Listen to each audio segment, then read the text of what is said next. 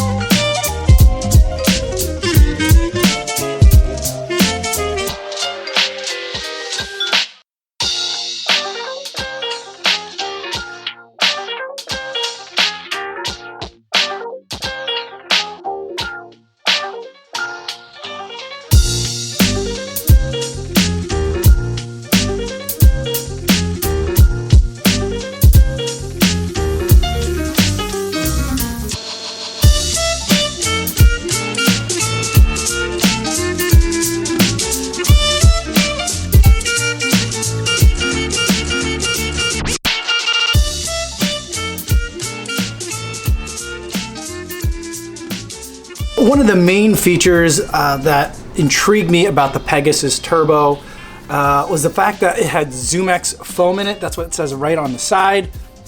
Now, ZoomX foam is the foam that has not been widely available. It's not even in the Zoom Flies. It's only available in the Vaporfly Elite, the Vaporfly 4%. And so most people haven't even tried this foam before. And this was the first major release to have it.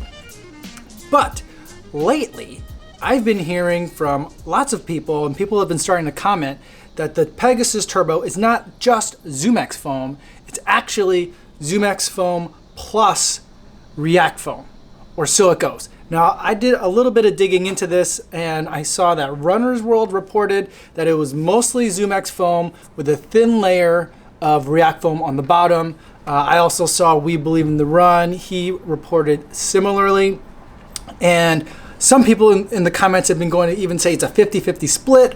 I don't know if they mean that it's somehow mixed in together, like some sort of like mixed foam, or if it's like a ZoomX kind of inset encased in React foam, kind of like the way the regular Pegasus is a Zoom Air Pocket encased in Cushlon. So some people are saying it's only 30% React. So the numbers are all over the place. I don't know where these people are getting these numbers. If you look at the Nike website, it doesn't say anything about React foam at all. So I thought that I would go to the source. I don't have any special connection at Nike. I just go onto the website and then go to the chat, and I ask a lot of questions that way. Someone had asked me a little while ago about the Windflow 5 and what I thought about that shoe, and I had no idea what it was. I thought it might have some Zoom Air in it, and then have maybe some other sort of like EVA or cheaper foam in it, but it turns out, in fact, they had to do a little bit of digging and actually email me at a later time after they were able to research it. But the Windflow 5 has Zoom Air in the heel only, and then that's encased in Cushlon, which actually makes it, I think, the same as like Zoom Pegasus 32 or so. But anyway, I went back to the chat. It's been a pretty good resource for me over the years. It used to be that when you would hit up the chat on the Nike.com website, and you went and did it from the running section, they would pair you. They would tell you, like, ask you, like, what kind of question do you have? And if you said it was about running, they would pair you with an athlete that had experience in that field. And so I remember when I was looking for my first kind of winter shoe, the person that I was talking to was a former D1 athlete. They listed his mile times, half mile times, and I think he did maybe the 3K. Whoever that guy was, he was the first person to suggest that I try the Nike Pegasus Shield, and that was the first shield that I ever bought. And so ever since then, I had a really great experience with that. And I've been going back to the well many times since. So I did the same thing today. I went to the Nike chat. I asked them about the Zoom Pegasus. So what I really wanted to focus in on was the Pegasus Turbo and what's in it. And so I asked him again, can you confirm? And I even said specifically, Runner's World is reporting that there's React foam in there, or is it just the Zoom X? And then they were like, and then they copy and pasted some more of like the marketing language, like the Pegasus Turbo is proud to provide you with Zoom X foam or whatever, which doesn't necessarily say that there's not React in it, or doesn't say that like exclusively Zoom X foam or like 100% Zoom X midsole. So it leaves it kind of ambiguous. It's like an ambiguous answer to me. So I specifically asked, like, so there's no React foam in it? And they were able to confirm that there is no React foam in it. So as far as I'm concerned, I'm sure Runner's World, it being a reputable periodical, is that the word for it? Magazine, did its fact checking, and I'm sure they had a Nike rep talk to them and give them inside information because they are so connected to the running community. But I don't know who their source is, and I'm sure I'm not going to get that. But in terms of the sources that I'm able to get, as just like a regular human being, all the information that I've specifically asked for and found was that it's only Zoom X foam in the midsole. I can understand the idea of putting React foam in combination with the Zoom X, but it'd be weird if they did that and didn't specifically mention it, because they're very excited about the React foam. I think they're selling a lot of Epic Reacts, and they're pushing it pretty hard if you look at the Nike app or the Nike.com website. So why not combine kind of like two of their more popular foams in one? I think that would be an interesting thing to do. Less interesting, interesting generally. I'd be less interested in that way, but it'd be weird to do it and then not mention it.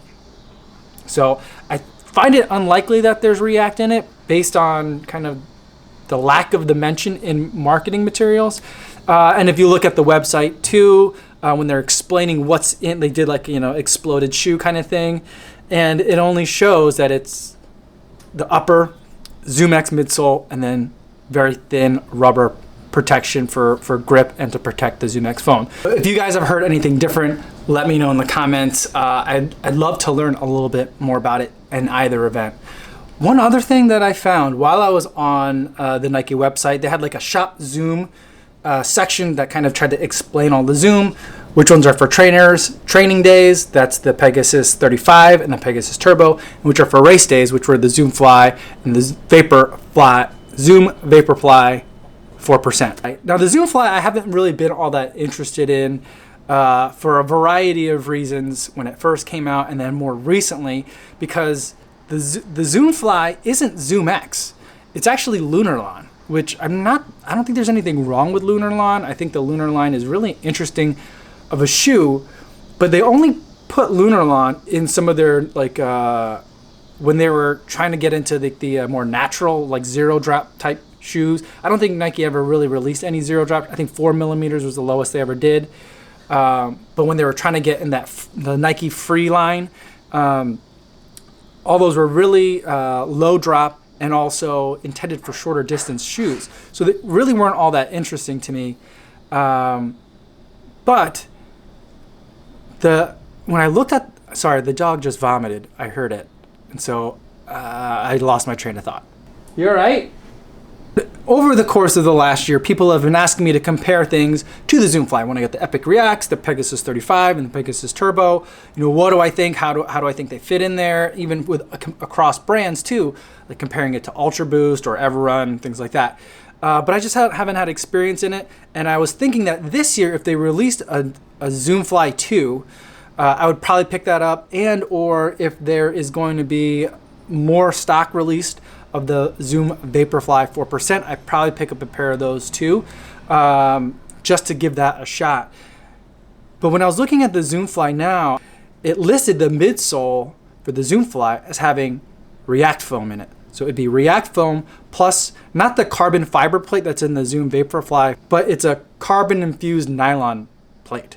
So again, the Zoom Fly is inspired by the Vaporfly 4%.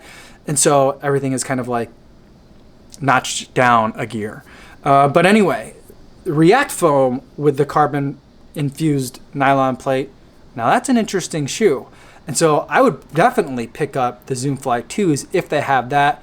And at the same time, I might even pick up, maybe I need to pick up one of the original Zoom Flies.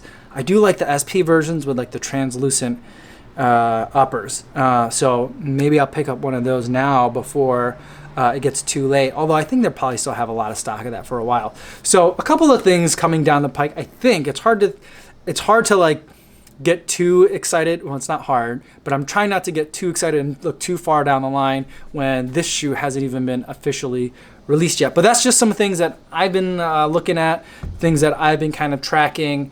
I'm not trying to get too deep into the rumor mill. That's not really the kind of channel that this is, but it is kind of interesting. So let me know what your thoughts are on the Zoom Fly, or if there's like, I don't even know if they would release another Vaporfly 4%. What would they call it? It would be the Zoom Vaporfly 4% 2. I mean, that's just a horrible name. That's just such a mouthful. Anyway, let me know your thoughts, and thanks for watching. I'll see you on the next one.